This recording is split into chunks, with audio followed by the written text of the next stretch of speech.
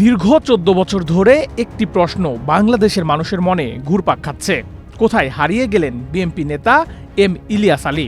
তিনি কি বেঁচে আছেন নাকি তাকে চিরতরে সরিয়ে দেওয়া হয়েছে? ২০২৪-এর গণ অভ্যুত্থানের পর আয়নাঘর থেকে অনেকেই ফিরেছেন, কিন্তু ইলিয়াস আলী ফেরেননি। তবে এবার সাবেক ডিজিএফআই মহাপরিচালক শেখ মামুন খালেদকে গ্রেপ্তারের পর বেরিয়ে এসেছে সেই রাতের গা শিউরে ওঠা সব চাঞ্চল্যকর তথ্য।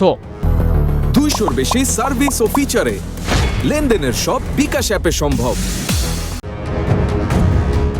কেন টার্গেট করা হয়েছিল ইলিয়াস আলীকে?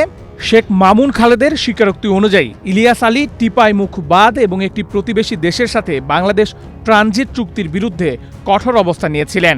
এই আন্দোলনে সেই দেশটির জন্য বড় হুমকি হয়ে দাঁড়িয়েছিল। ফলে তৎকালীন সরকারের উচ্চ মহলের রোষানলে পড়েন তিনি। পরিকল্পনা করা হয় তাকে চিরতরে সরিয়ে দেওয়ার। মামুন খালেদ জানিয়েছেন, এই গুমের সংকেত দেওয়া হয়েছিল অনেক আগেই। সাবেক প্রধানমন্ত্রী শেখ হাসিনা নিজে তৎকালীন ডিজিএফআই প্রধান ও র্যাবের মহাপরিচালককে এই মিশন বাস্তবায়নের সরাসরি নির্দেশনা দেন। পুরো প্রক্রিয়ার নেতৃত্বে ছিলেন আলোচিত মেজর জেনারেল অবসরপ্রাপ্ত জিয়াউল আহসান।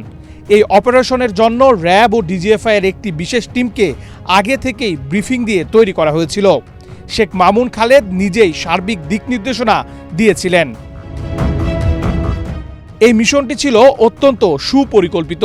এতে শুধু মাঠ পর্যায়ের সদস্যরাই ছিলেন না, বরং ডিজিএফআইতে কর্মরত ২ জন মেজর সরাসরি প্রযুক্তি সহায়তা দিয়েছিলেন।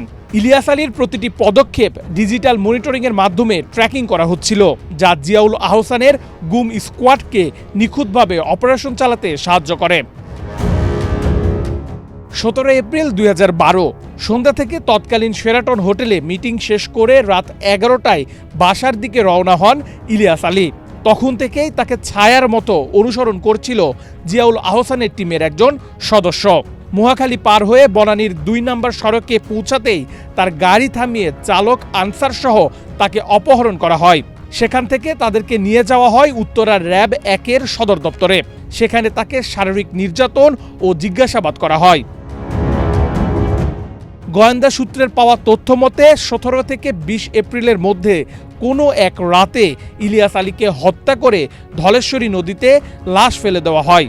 অথচ এর মধ্যেই ২১শে এপ্রিল ইলিয়াস আলীর স্ত্রী ও তার সন্তানদের নিয়ে তৎকালীন প্রধানমন্ত্রীর সাথে দেখা করলে তাকে মিথ্যা আশ্বাস দেওয়া হয়েছিল।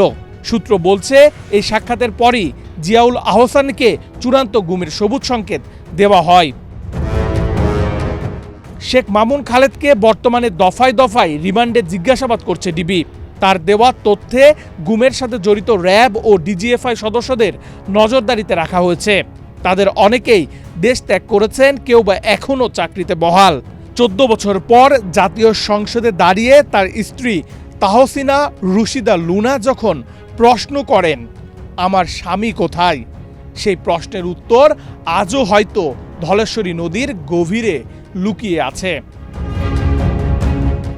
নেহাল আহমেদ প্রান্ত, বাংলাদেশ প্রতিদিন।